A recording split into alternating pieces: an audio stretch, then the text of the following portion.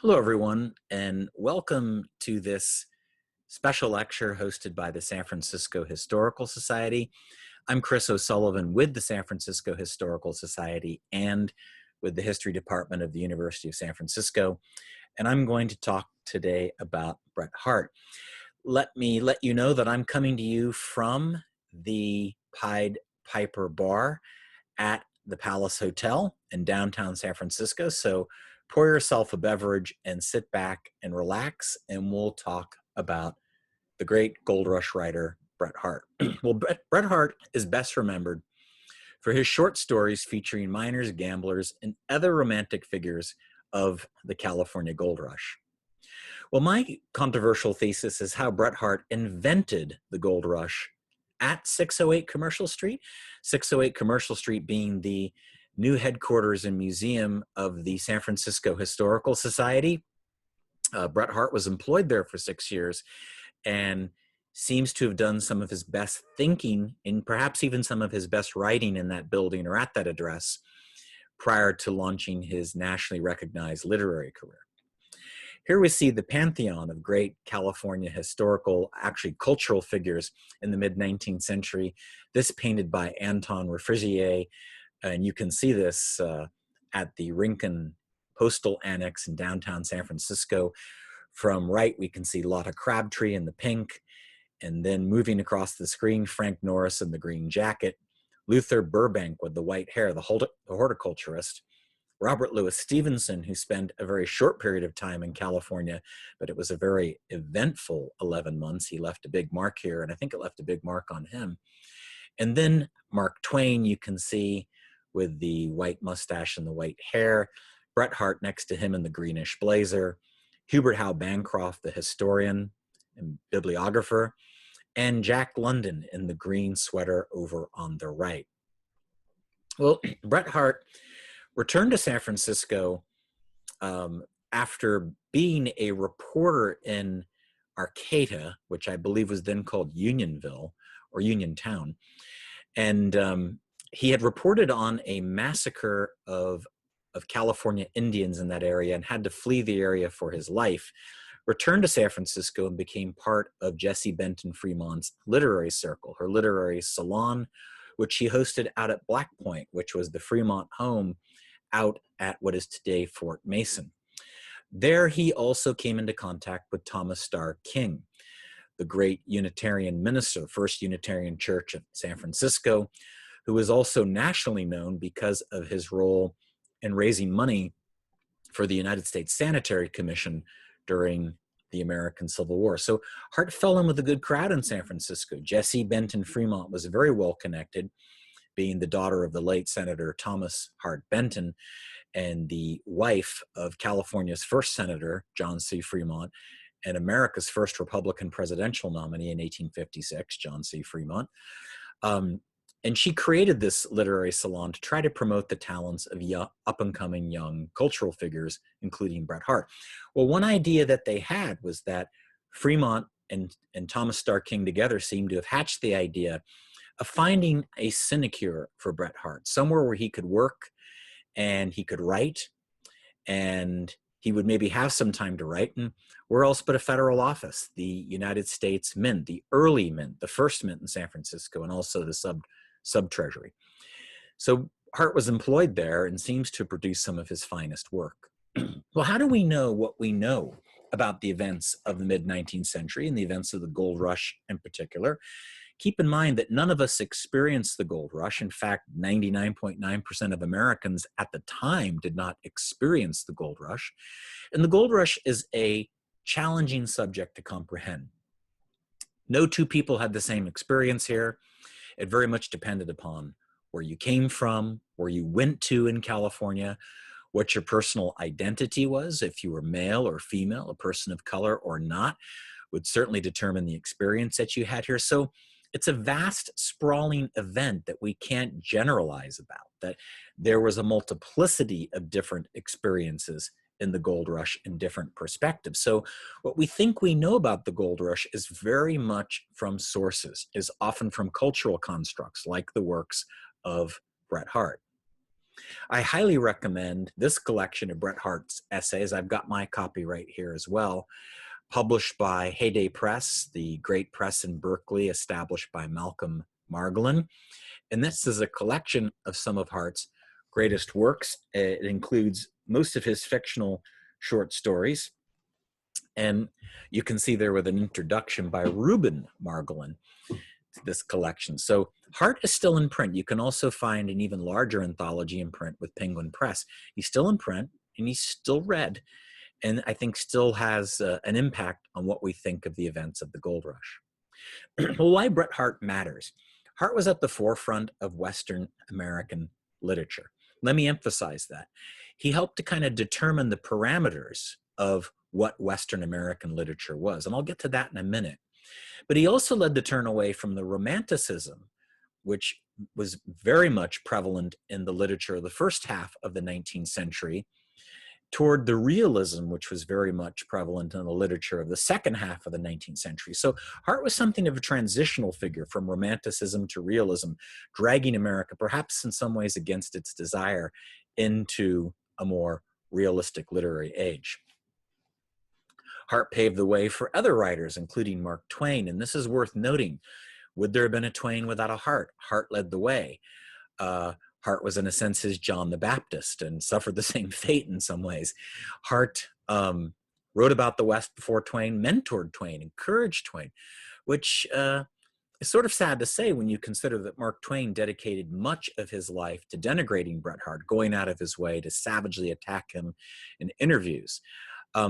Even Harte and Twain's biographers are not exactly clear what was at the heart of this dispute, but it carried on even after death, where Twain refused to provide any support in a subscription fund for one of Harte's daughters who'd fallen on hard times. So this was somewhat of a one-way street, this vendetta.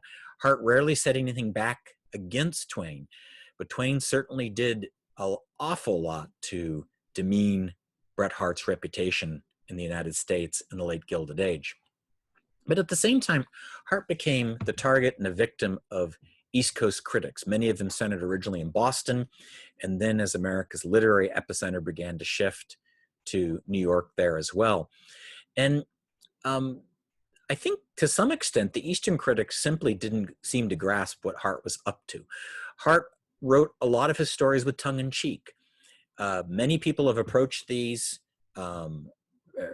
very formalistically and believed that he was a sentimentalist, but he was not. There was always a sort of a jag to his writing. There was always a subtextual humor or a kind of cheekiness, if you will, to what he was doing. So I'm not sure if his critics and his greatest detractors really followed and understood what Harte was up to. You really do have to read between the lines with Harte.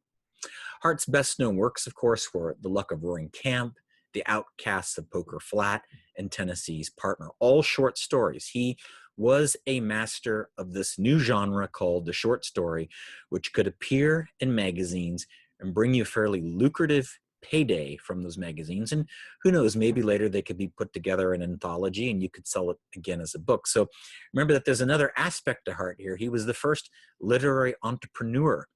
He wasn't interested in writing just for the sake of writing. It was not an aristocratic pursuit for him. It was a living. It was something that he did to make money. I think it's fair to say that Harte started the gold rush genre. Now, there were some writers who came before him, Alonzo Delano, Dame Shirley, for example, certainly deserve an enormous amount of credit, but it was Harte who stood on their shoulders, in a sense, and really made, for a while at least, a lucrative living out of selling these stories, and was a major contributor, some might even say the creator of what we call the Western genre. The idea that we have of the West, when someone says the West, or the cultural West, or the literary West, what conjures in our heads, the imaginative notions that we have are often very much from the pen of writers like Bret Harte. Harte came to work for the Golden Era and later was a founder of the Overland Monthly, two very important publications out here on the West Coast during the 1860s. You can see there the community of the Golden Era. He was a mentor to other talents, including, as we can see there in the image, Mark Twain, Charles Warren Stoddard, the poet, who's not featured there, Ina Coolbrith, the great poet of the late 19th century, early 20th century, California's first poet laureate, and as well as Ambrose Bierce. But Harte had what I would characterize as a complicated relationship with the gold rush. Did the gold rush make Bret Harte, or did Bret Harte make the gold rush? Could we say that Bret Harte even invented what we think the gold rush is? Remember that Harte didn't arrive in California until 1854. And this is 6 years after the discovery of gold and 5 years after the so-called mass migration of people from all over the world during that magical year of 1849. And Harte was not a grizzled 49er. He didn't come out here to find gold. He came out here to be repatriated with his mother and his sister.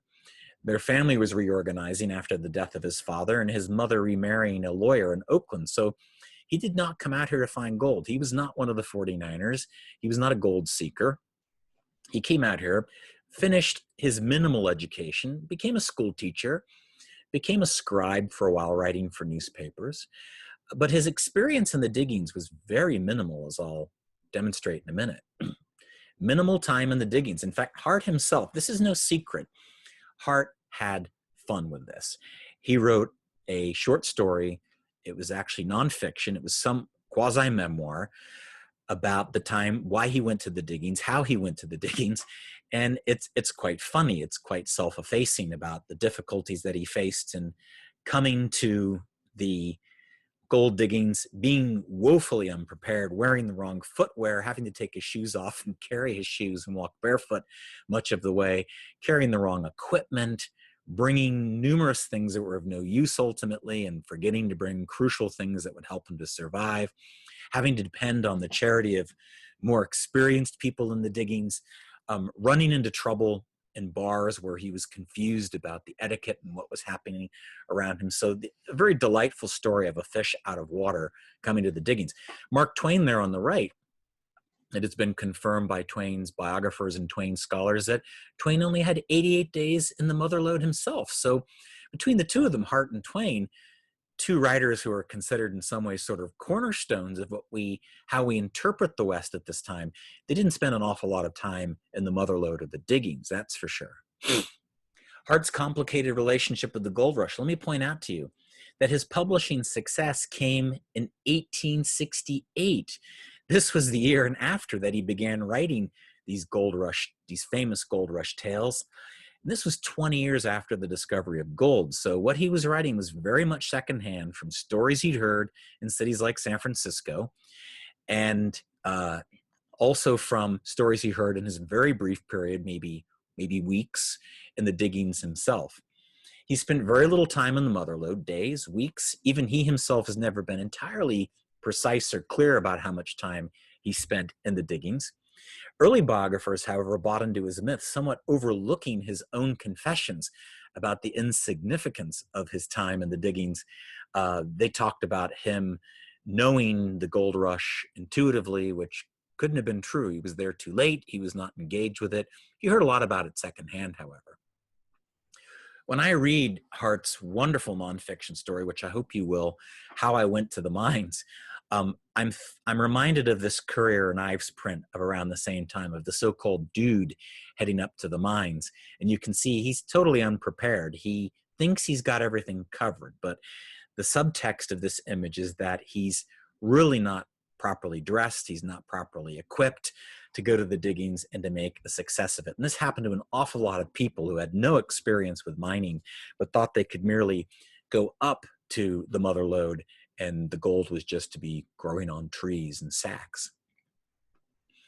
Also, when we talk about Western literature, what we think of, what we conjure in our minds when we think of the phrase the West, or Western culture, or Western literature, Harte invented many of the stock characters commonly associated with the Western, such as the roguish outlaw, the charming gambler, the surly stagecoach driver, the inevitable fallen but virtuous dance hall girl, and the pretty, educated schoolmarm. Well, Harte invented many of these things at 608 Commercial Street, the address where he was working at the U.S. Mint and at the Treasury substation. And this is before Harte had an office of his own to write, and this was really the intention of Jesse Benton Fremont, and particularly Thomas Starr King, to find Harte a federal sinecure, a paycheck, where on the taxpayer's dime, he could write his great literary work. So keep in mind, the taxpayers may not have been getting their money's worth in terms of Harte's contributions to the Treasury or to the Mint, but they were certainly subsidizing a temporarily brilliant literary career. Harte at 608 Commercial Street. During his years at the Mint, roughly 1863 to 1869, he conceptualized his so-called Gold Rush Iliad, a series of short stories which established the framework for how we even today understand and imagine the gold rush. He published The Luck of Roaring Camp, probably his most famous story, in August 1868. And he left the Mint a year later in August 1869. So it's fair to say, considering when you also know about Bret Harte's somewhat troubled personal life, his less than happy and contentious marriage, the fact that several small children were born in quick succession pretty early.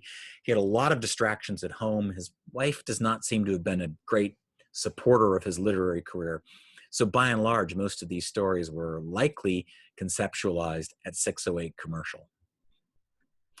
Harte soon became the editor of the Overland Monthly, which was aimed to be California's premier literary magazine.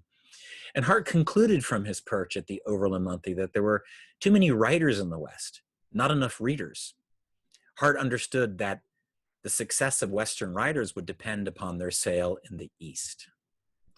The first full year of publication of the Overland, the first issue came out in 1869, but the first full year of publication was 1870.